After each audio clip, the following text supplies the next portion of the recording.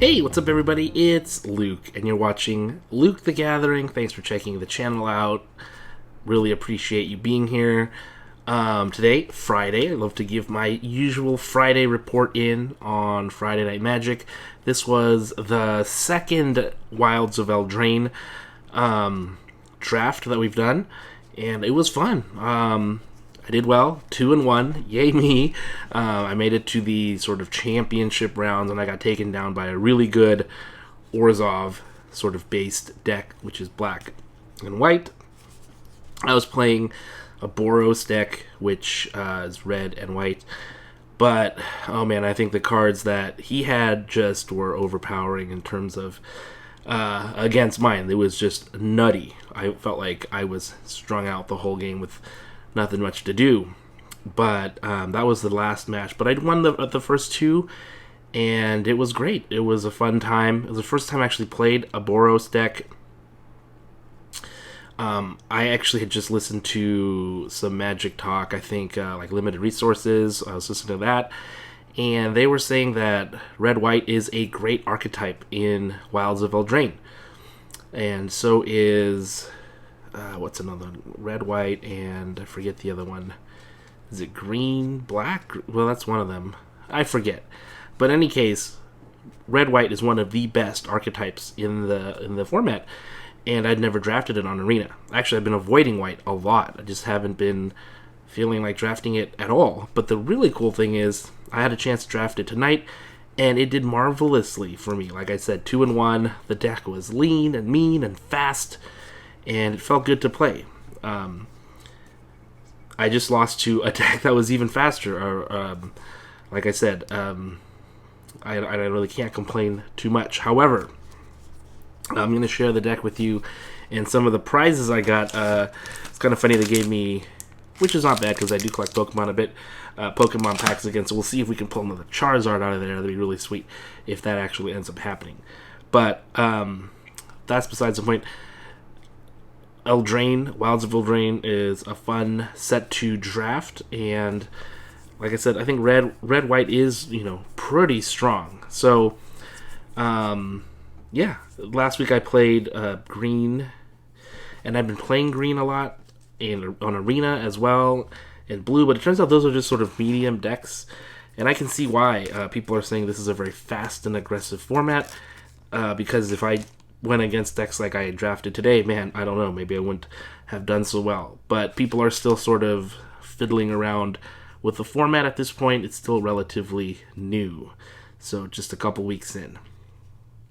Yeah, I don't want to waste any more time. Let's check out the deck and then open up some packs at the end. Alright, I don't usually start with this, but we're going to start with the sideboard. These are the cards I drafted, but didn't go in the deck. A couple of them I really liked, and I wish I actually had them in there at points, but I didn't think they were. They didn't really make the final cut. We have Gnawing Crescendo, which I like a lot. It's an instant, gives everyone +2/+0, and so if you're really trying to speed through it with a red-white deck, and this would have been great at some points, but it didn't really help me to win. Maybe it was a win more type card. And in fact, before I go on, I'm reminded that I was annoying everybody because I was calling my deck a Lorehold deck instead of a Boros deck. And Lorehold, that stands for Red-White Campus in Strixhaven, which is the set I came in with. So I was just annoying everyone. I told them I got beat by a Silver Quill deck in the end.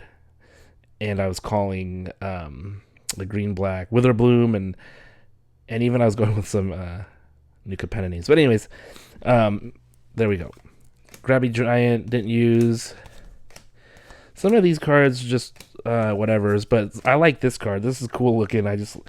Spreading Seas is really beautiful in foil. It just looks really good. It's not like hardly worth anything, but it looks cool. And I did just pick this up, Karmic Justice Anime. This is like a $15 card, so I thought that was really cool. So not a big deal. The rest of the stuff, nothing really, but I just want to show off this Karmic Justice. Okay. So back to the actual deck.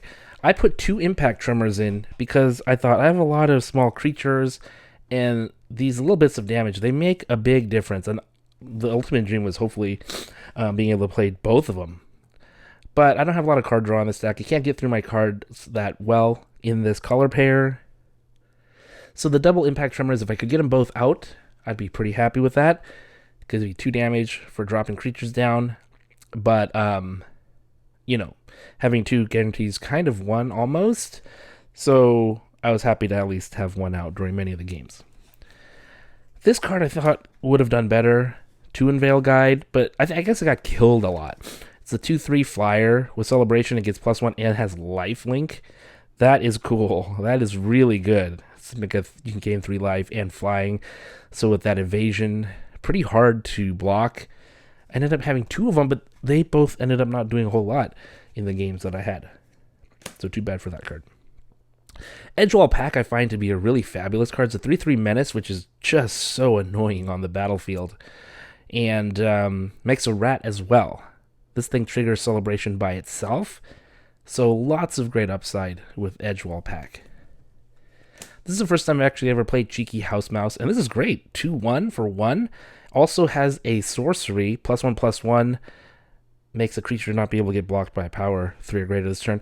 The only bad thing is I thought without looking at it, I thought that the squeak by adventure part was instant, and I tried to play it, and then I realized I couldn't do that.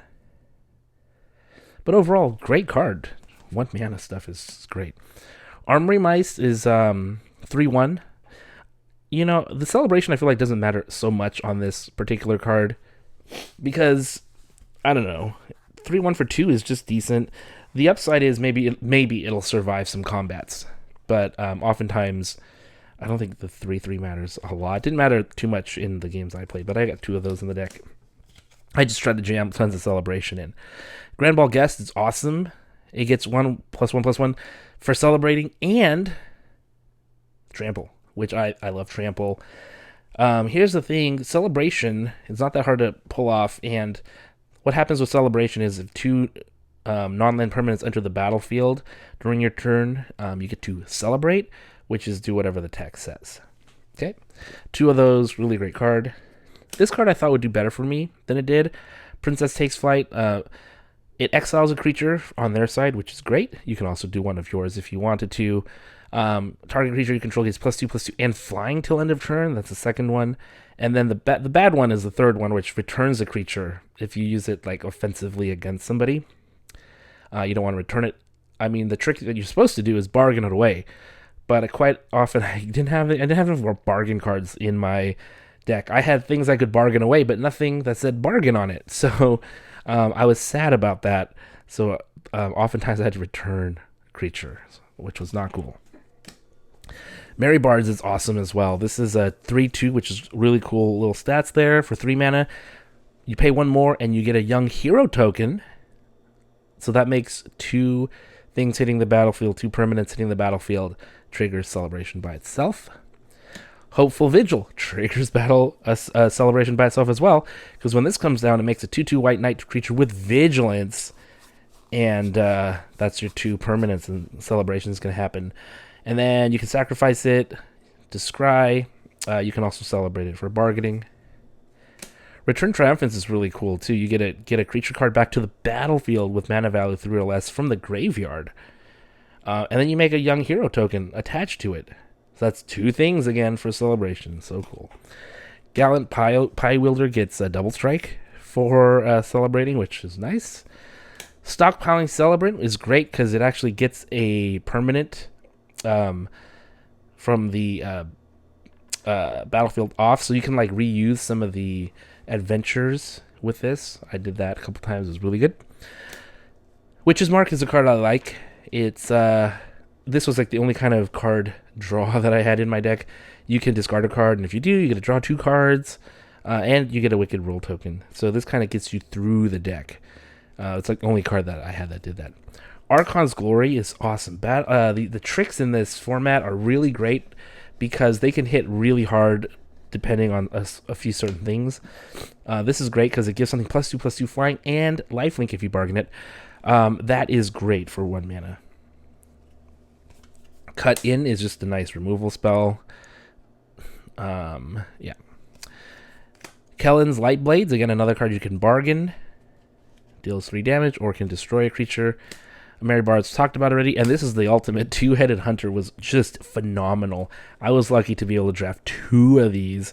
This was hard to overcome for opponents because the instant adventure side of it is twice the rage, and it gives something double strike at instant speed for 2 mana. So good. And it comes down as a 5/4 menace. So, wow, this is such a beast. I love this card. This card did so much work for me. There was one point I did like the Archon thing where I paid a mana, gave it +2/+2 flying, then and lifelink, and then did this, and then I gained 8 life, and it was just over at that point already. That play just kind of sealed the deal. So lots of like little combos of tricks you can put together to really either just win the game outright or put you way far ahead. Just cool things you can do with this card.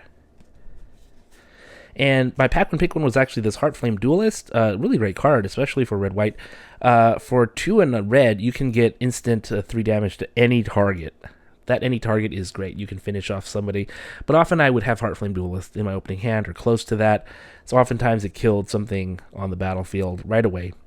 And then it becomes a 3/1 creature where instants and sorceries have lifelink, which is kind of a cool thing to have. Other than that, just a 2-drop, easy to set off celebrations with it. I think this card is great, and it was a good pack one pick one, and it set me on the path to red-white. All right, so we do have 3 packs of the newest Pokemon set, Obsidian Flames. Let's see if we can grab another Charizard out of here. I was able to before. Will it happen again? Magnemite, Clefairy, Scovillain. So nope, nothing in that one. Actually, it's a pretty bad pack. Next pack, let's see. Looks like we... no, I don't know. Stunfisk. Phantom. Oh, nope. Darkrai. Okay, this is it. The 3rd pack. Hopefully we get something in here. I'm kind of sad that if there's just nothing. Togetic. Toedscruel. Nothing. Scovillain. Oh my gosh. These were horrible. Pokemon packs. But anyways, I still had fun despite these terrible Pokemon packs that I opened at the end here. But I hope you guys are having a great time with Wilds of Eldraine. And I guess I'll just see you next time.